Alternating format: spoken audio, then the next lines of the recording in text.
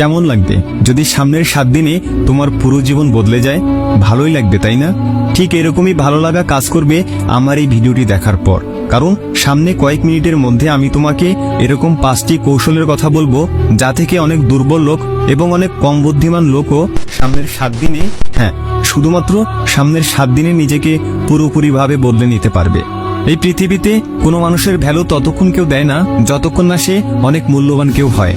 আর হ্যাঁ, যদি রোলস রয়েসের মতো গাড়িকেও আলাদা আলাদা পার্ট থেকে এক লাক্সারি গাড়িতে পরিণত করা যায়, তবেই সেই গাড়ি পৃথিবীর সবচেয়ে দামি গাড়িতে পরিণত হতে পারে। তোমাদের সবার সাথে হয়তো এরকম হয়েছে, কখনো না কখনো হয়তো তুমিও কারো কাছে অবহেলার শিকার হয়েছো। তুমি যখন মানুষের কাছে যাও তখন মানুষ কিছু সময়ের জন্য তো তোমার সাথে ভালো ব্যবহার করে, বাট পরে ইগনোর করে। এই পৃথিবীতে এত মানুষের ভিড়ে তুমি নিজেকে একা মনে করো, অনেকবার কারো সঙ্গী হওয়ার জন্য আফসোস করো। তোমার মন থেকে খারাপ লাগে যে যদি আমি এরকম না হতাম তাহলে, আর যাই হোক, নিজের চোখে তো নিজে উপরে থাকতাম। কোনো ব্যাপার না, যা এখন পর্যন্ত হয়নি তা এখন হবে। এই ভিডিওর পরে তোমার ভাগ্য অবশ্যই চমকাবে। শুধুমাত্র একটা জিনিসের খেয়াল রাখবে, আগামী 7 থেকে 8 মিনিট তোমার আগামী 70 বছরের কাজে আসবে। তাহলেই 7-8 মিনিটের জন্য কিন্তু কিপটামি করবে না। এখন থেকে এই 5টা টিপস 7 দিন মনের মধ্যে গেঁথে নাও, কান খুলে আর ভালোভাবে টিপসগুলো জেনে নাও। Tips number 1, phone off, screen off and mood on. এত তাড়াতাড়ি কেন মানুষের মাথা ব্যথা শুরু হয়ে যায়? এর কারণ হচ্ছে মোবাইল ফোন। মানুষের ঘুমের যে কোয়ালিটি তা এত খারাপ কেন? এর কারণও হচ্ছে মোবাইল ফোন। মানুষের ফোকাস, কনসেন্ট্রেশন, মানসিক শক্তি, ডেডিকেশন লেভেল দিন দিন এত কমে যাচ্ছে কেন? এর কারণ শুধুমাত্র এই মোবাইল ফোন। রাত হয় ঘুমানোর জন্য, কিন্তু আজব মানুষেরা এর ভ্যালুও জানে না। যতক্ষণ না মোবাইল হাত থেকে মুখের উপর না পড়ে, যতক্ষণ না মোবাইলের চার্জ শেষ হয়, ততক্ষণ মোবাইল টিপতেই থাকে। আসলে কথা শুধু ঘুমানোর নয়, বরং পরের দিন সকালে সে যখন ঘুম থেকে ওঠে তখনও সে সবার আগে ঘুম ঘুম চোখে মোবাইলটাই খোঁজে আর মোবাইলটা টেপা শুরু করে। চোখ ব্যথা, মাথা ব্যথা, মাথায় প্রচুর চাপ পড়ে এই মোবাইল ফোনের জন্য। তাই আগামী 1 সপ্তাহ চেষ্টা করো মোবাইল থেকে নিজেকে দূরে রাখার।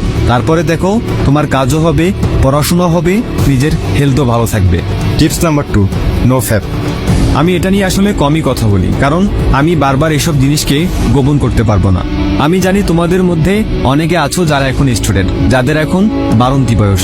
আর এই জিনিসটা অনেক নর্মাল এবং ন্যাচারাল যে তোমার অনেক খারাপ জিনিসে মন যাচ্ছে, আর এটা হতে পারে, এটা তোমার ভুল নয়।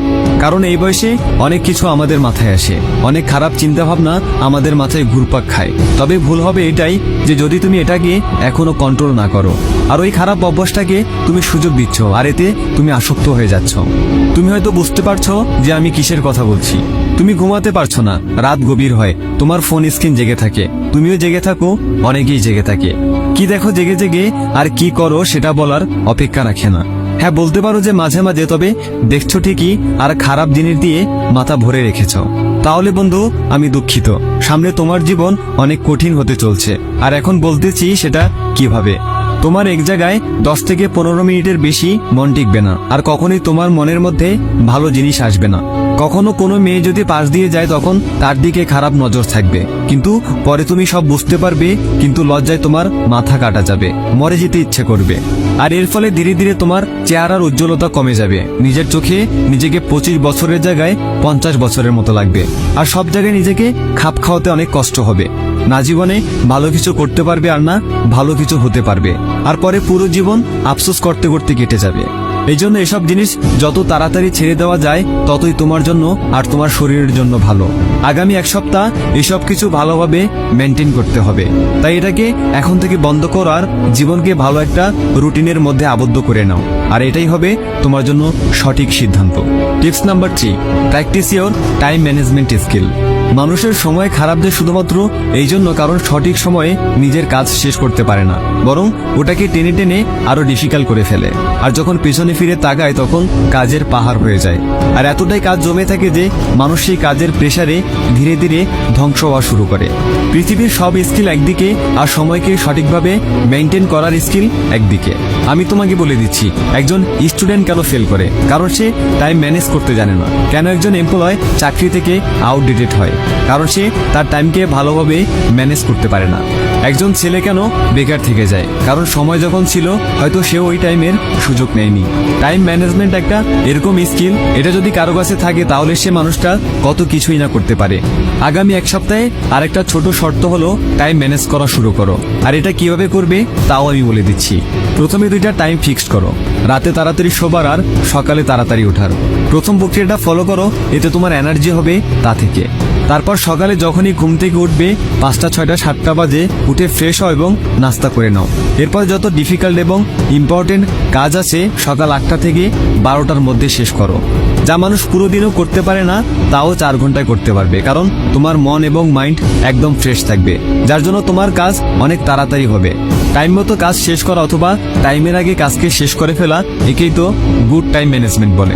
কাজকে সময়ের ভ্যালু মনে করে শেষ করো, আর আগামী এক সপ্তাহের জন্য মনে মনে একটু একটু প্র্যাকটিস করো।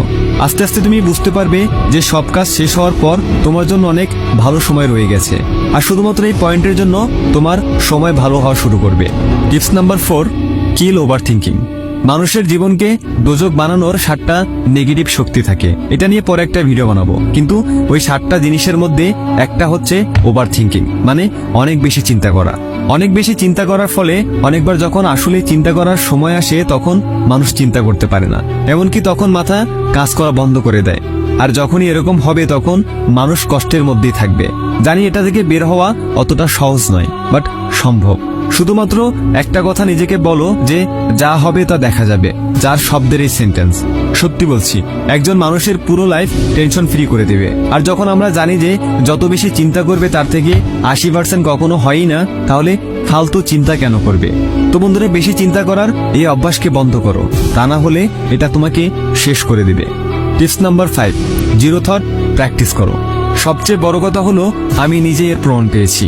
জিরো থটে থাকার উপকারিতা আমার জীবনে খুব ভালো প্রভাব ফেলেছে। যে কোনো নেগেটিভ চিন্তা, মানসিক টেনশন, অবসাদ থেকে আমি খুব সহজেই এর মাধ্যমে বের হয়ে আসতে পেরেছি এবং নিজেকে অনেক পজিটিভ ফিল করেছি। কত ভালো ফিল হয় ওই স্টেজে থাকলে যেখানে তোমার মনে একটাও চিন্তা নেই। এটা মেডিটেশনেরও অ্যাডভান্স লেভেল। আর মজার বিষয় হলো এটা অনেক কম মানুষই করতে পারে, যা অ্যাকচুয়ালি ওই জিনিসকে আরো মজবুত করে। জিরো থট একটা এমন জিনিস যেখানে আমরা আমাদের ব্রেনের হাইয়েস্ট পোটেনশিয়ালকে অর্জন করতে পারি। যদি আমরা জিরো থট স্টেটকে অর্জন করতে পারি তাহলে পৃথিবীতে কোনো কিছুই ইম্পসিবল থাকবে না। জিরো থটকে প্র্যাকটিস করার পরে নতুন নতুন ইনভেনশন করা সহজ হয়ে যাবে, কারণ এতে আমাদের ক্রিয়েটিভিটি, ইমাজিনেশন সবকিছু অনেক উপর লেভেলে চলে যাবে। আর এটা কিভাবে করবে সেটা নিয়ে অলরেডি আমার চ্যানেলে একটা ভিডিও আছে, ডিসক্রিপশনে লিংক দিয়ে রাখছি, চাইলে দেখে নিতে পারো। শুধুমাত্র আগামী এক সপ্তাহ একটু একটু প্র্যাকটিস করবে, সত্যি মনে অনেক শান্তি পাবে।